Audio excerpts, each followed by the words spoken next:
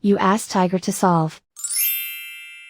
This deals with linear equations with one unknown.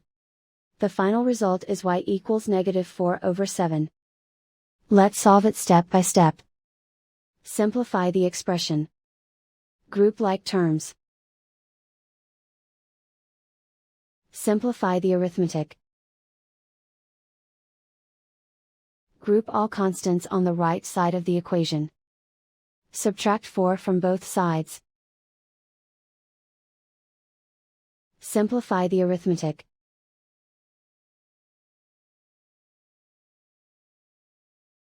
Isolate the y. Divide both sides by 7. Simplify the fraction.